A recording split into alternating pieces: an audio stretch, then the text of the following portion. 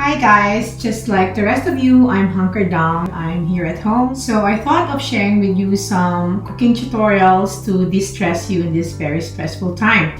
So I thought of leafing through my cookbook and to get some inspiration. And I think what I'd like to share with you is dinuguan, or in our ibanag dialect, we call it zinagan. So what is the difference between zinagan and let's say Tagalog dinuguan? That zinagan is thicker, sauce is thicker, and it's punctuated by that crackling pork intestine. Fortunately, I have most of the ingredients, but I don't have the pork intestines because, as you know, we're on a lockdown. I got the recipe from Auntie Kikay. She is the mom of one of my best friends, Dr. C, as I would love to call him. And the story is very compelling. Auntie Kikay used to sell zinagan to augment the income of her husband. I shared that in my cookbook, Connecting the Pots.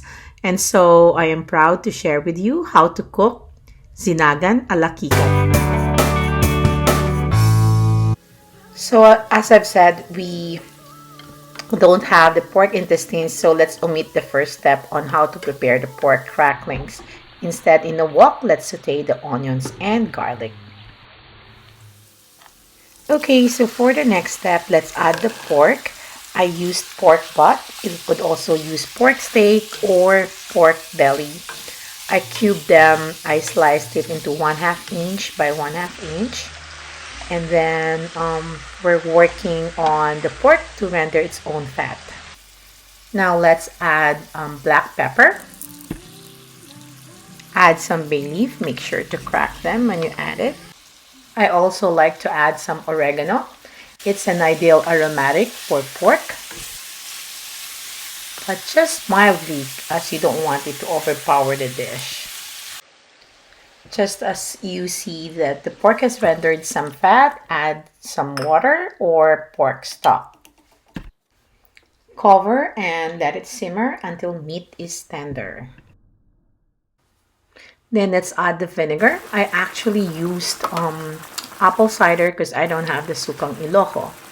Now at this point, do not stir. Wait for it until it boils. Otherwise, if you stir it prematurely, the dish will be so tart and you don't like that. Let's season it with some salt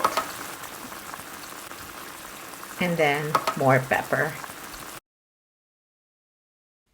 Next step is the addition of the pork blood.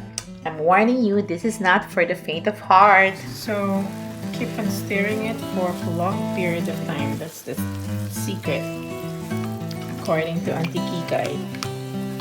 Yep. So, continuously for about 20 to 30 minutes. Stirring and stirring until it gets thick. Time check.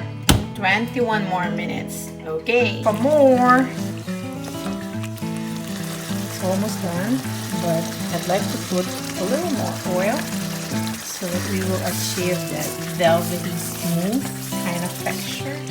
See, it's kind of thick. Well, let's work on our toasted garlic topping.